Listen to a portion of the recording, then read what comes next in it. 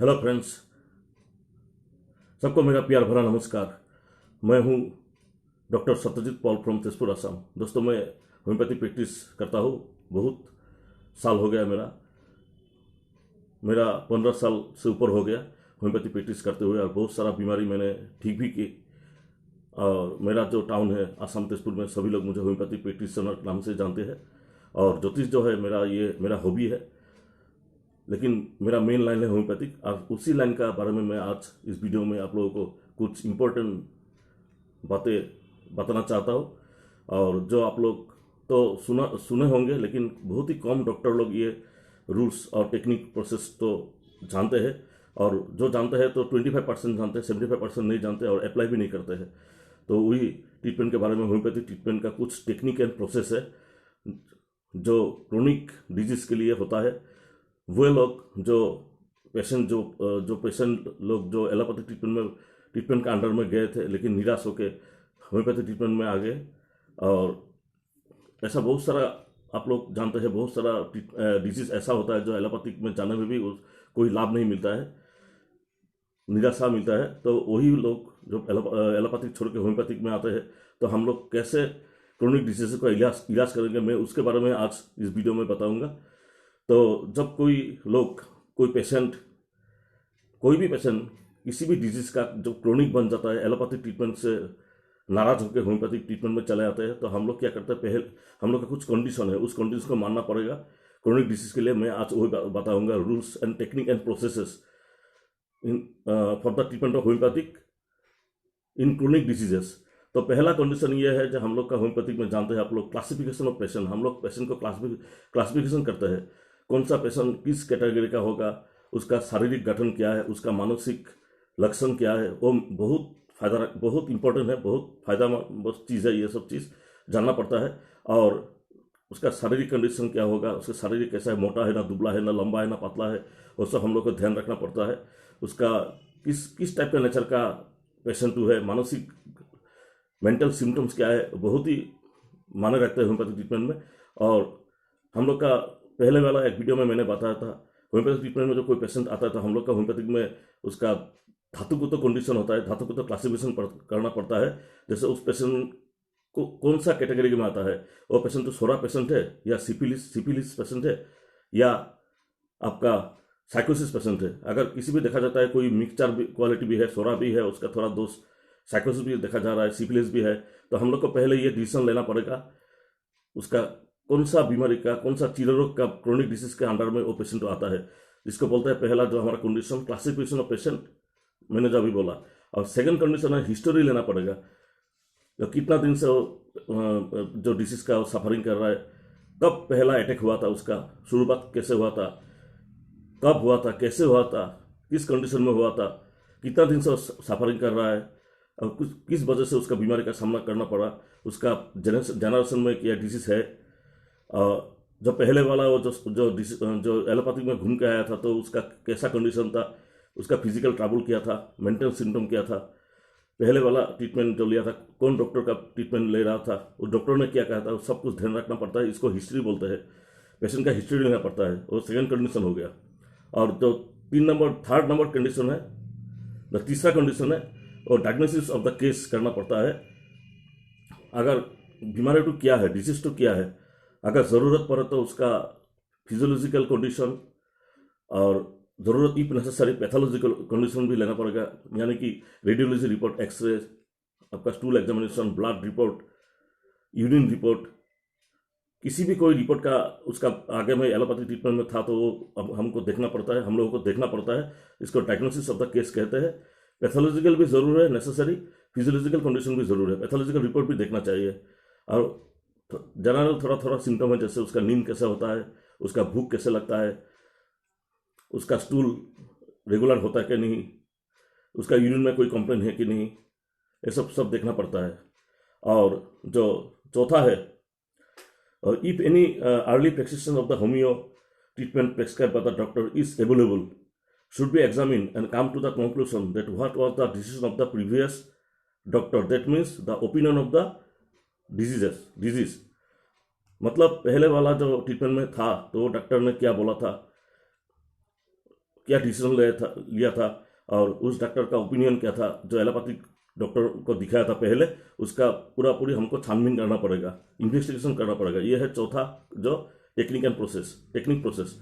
और फिफ्थ जो है, पंचम जो है वो है, if your opinion is the same with the previous doctor who treated the patient, you will have search out why the patient has not cured and what was the lapse of the patient और any other causes. मतलब पहले वाला जो doctor का जो decision था, अगर मेरा डिसीजन से उसका जो डायग्नोसिस मिल गया, ओपिनियन मिल गया, तो मुझे वो छानबीन करना पड़ेगा, आप लोगों को छानबीन करना पड़ेगा जो होम्योपैथिक प्रैक्टिस करता है, तो किस लिए बीमारी तो अच्छा नहीं हुआ, डिसीज तो अच्छा नहीं हुआ, क्या क्या कमी रह गया था, ट्रीटमेंट में क्या हुआ था जो आगे वाला प्रीवियस डॉक्टर ने उसको ठीक तरह से कर नहीं पाया, क्या लैप्स रह गया था, हम लोग को वो ढूंढना पड़ेगा, सभी होम्योपैथिक डॉक्टर को ढूंढना पड़ेगा, तभी कोई डिसीजन हम लोग ले सकता है। यह है 5 number condition. Number 5, fifth technique and process. और 6 जो टेक्निक है, हमको देखना पड़ेगा जो बीमारी टू किस तरह से बढ़ता है, इंक्रीज होता है, कैसे पेशेंट अच्छा पाता है, गर्मी में बढ़ता है कि या ठंडा में बढ़ता है, उसका चलने फिरने में तकलीफ बढ़ जाती है ना कि उसको रेस्ट लेने में उसका आराम मिलता है, ठंडा में बढ़ता है ना गर्मी में बढ़ता है, ऐसा हम लोग को देखना पड़ता है। इसको कंडीशन कहता है। ये हो गया sixth condition, technique and process, कैसे हम लोग जांच करेगा। और जो 7 होता है, 7 before applying any medicine of the action of the drugs use before should be neutralise by nux vom 200 daily on dose at bed time for 7 days. On the 8th day, sulfur 30 1 dose should be given. Then again naxbom 200 for 3 days in the chronic diseases. मतलब कोई जब आएगा allopathic छोड़ के chronic disease में, हम लोग homeopathic का शरण में आएगा, तो हम लोग क्या करना पड़ेगा, हम लोग नाक्सबम 200, नाक्सबम भूमिका बोल के हम लोग का एक मेडिसिन है 200, उसको पहले 7 दिन पेशेंट को, जो पेशेंट जब रात को सोने जाता है उसको डोज खिलाना होगा 7 दिन के लिए, 1 वीक के लिए। बाद में 8 days में उसके दिन बाद में सल्फर 30 जो है medicine to 1 dose should be given again. Sulphur 30 भी 1 dose देना पड़ेगा 8वां दिन में, 8 days में। और फिर सल्फर डोज देने के बाद पेशेंट को ऑब्जर्वेशन करना पड़ेगा, पेशेंट का क्या क्या सिम्टम निकल रहा है, क्या कोई सुराग मिल रहा है क्या कोई डिजीज के बारे में। और बाद में सल्फर 200 फॉर 3 days अगेन। बाद में सल्फर जब सुराग मिल जाएगा, बाद में नाक्सबम 200 फॉर 3 days फिर देना पड़ेगा। मतलब पहले नाक्सबम 200 days 7 दिन देने के बाद 8वां दिन सल्फर 30 डोज दे के उसको ऑब्जर्वेशन में रखना पड़ेगा in the chronic cases. Observation के बाद दोबारा नाक्सबम 200 जो मेडिसिन तो है नाक्सबोमिका 200 3 days के लिए अप्लाई करना पड़ेगा, सेम प्रोसेस से, पहले का प्रोसेस में बोला था। तो ये हो गया 7 नंबर टेक्निक एंड प्रोसेस। 7वां प्रोसेस कैसा करेगा ट्रीटमेंट क्रोनिक डिसीज के बारे में, जब कोई घूम के आएगा हम लोग के पास एलोपैथिक को छोड़ के, ठीक है ना। तो patient should be kept under observation after sulphur dose. Sulphur 30 जब हम लोग डोज देगा, उस पेशेंट का हम लोग को ऑब्जर्वेशन करना पड़ेगा, जो उसको क्या क्या सिम्टम निकल रहा है, क्या था, बीमारी कैसा मोड़ ले रहा है, कैसा टर्न कर रहा है, उसका जनरेशन में था क्या, ना क्या बढ़ रहा है, ना क्या थोड़ा कमा है, उसका केप्ट आफ्टर अंडर ऑब्जर्वेशन को पेशेंट को रखना जरूरी है। यह प्रोसेस है। इस प्रोसेस से होम्योपैथिक ट्रीटमेंट जाएगा तो हर कोई बीमारी जल्दी अच्छा होकर डायग्नोसिस करने में मदद मिलेगा, ठीक है ना। तो हो गया ये 7 नंबर। और 8 नंबर जो कंडीशन, 8वां जो कंडीशन है, जो आप लोग प्रेस्क्रिप्शन शुरू करेंगे, नया कोई मेडिसिन देकर ट्रीटमेंट शुरू करेंगे, बिगिनिंग करेंगे, तो वो ट्रीटमेंट शुरू होगा। Prescription should be given from 12 days। 12वां दिन से नया कोई मेडिसिन देकर आप लोग ट्रीटमेंट शुरू कीजिए। मतलब इतना दिन कंडीशन देने के बाद 12 दिन के बाद में क्रोनिक केसेस से ट्रीटमेंट शुरू होगा। देखने के बाद, सब रूल्स रेगुलेशन मानने के बाद, प्रोसेस पर चलने के बाद 12 दिन के बाद, मतलब prescription should be given from 12 days। 12 दिन के बाद से नया मेडिसिन शुरू होगा, आप एक्सेप्ट करेंगे। और एक बात मैं कहना चाहता हूँ, in the case of gallbladder stone, कभी कभी देखा जाता है गोल्डब्लैडर स्टोन घूम के आ रहा है, एलोपैथिक से छोड़ के हम लोग के पास में आ रहा है। In the case of gallbladder stone और किडनी स्टोन, जो रेनल स्टोन होता है, किडनी में जब पत्थर होता है, स्टोन होता है, आप लोग को मालूम है, गोल्डब्लैडर में भी होता है। कभी कभी एलोपैथिक में वो सर्जरी करके अच्छा होता है तो फिर दोबारा बन जाता है, तो वही पेशेंट होम्योपैथिक में शरण में आ जाता है। तो हम लोग को क्या करना पड़ेगा, in the case of gallbladder stone और kidney stone, it is suggested apply only mother tincture till the stone is completely washed out. Finally, high potency may be used.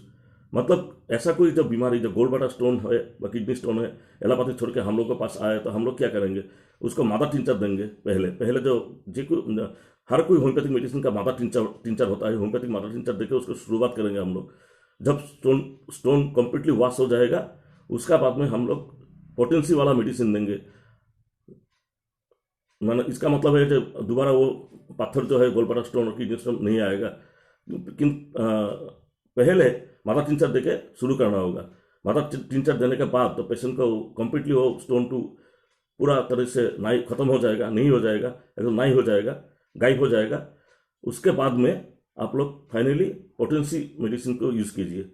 तो ये है, जब ये सब जो रूल मैंने बोला है, जब कोई पेशेंट एलोपैथिक छोड़ के निराश होकर हम लोग के पास आते हैं, तो जो ट्रू होम्योपैथिक वाला है, जो ट्रू होम्योपैथिक डॉक्टर है, जो पेशेंट को होम्योपैथिक तरीके से ठीक करना चाहता है, होम्योपैथिक शास्त्रों को डेवलप करना चाहते हैं, तो इनको उन सब डॉक्टर को ये सब रूल जो मैंने अभी बोला है वीडियो में अप्लाई करके जाना होगा, प्रोसेस से ट्रीटमेंट करना होगा। क्रोनिक केसेस के बारे में मैं ये सब बोल रहा हूँ। जो लोग एलोपैथिक व दूसरा कोई होम्योपैथिक को छोड़ के दूसरा ट्रीटमेंट में पहले था, निराश होकर हम लोग के पास आया, तो क्रोनिक केस के जो केसेस है, क्रोनिक केसेस तो पुराना बीमारी है, ये सब जो ट्रीटमेंट करने से जो हम लोग मैं जो नियम बोला है, उस नियम को मान लो कि हम लोग का होम्योपैथी डॉक्टर ट्रीटमेंट करेंगे, मैं आशा रखता हूँ। और ये बहुत ही फायदा नॉलेज है, हर कोई नहीं जानता है। और ये सब नॉलेज, ये सब प्रोसेस अप्लाई करेंगे तो होम्योपैथी ट्रीटमेंट में हर कोई बीमारी डायग्नोसिस कर सकते हैं, आप आराम से ट्रीटमेंट कर सकते हैं, आप पेशेंट का भी आशीर्वाद पा सकते हैं। ठीक है ना दोस्तों, पेशेंट का दुआ मिलेगा आपको, और डॉक्टर होम्योपैथिक शास्त्रों का भी डेवलप हो जाएगा। ठीक है ना दोस्तों, तो मैं चल रहा हूँ। ओम नमः शिवाय, हर हर महादेव।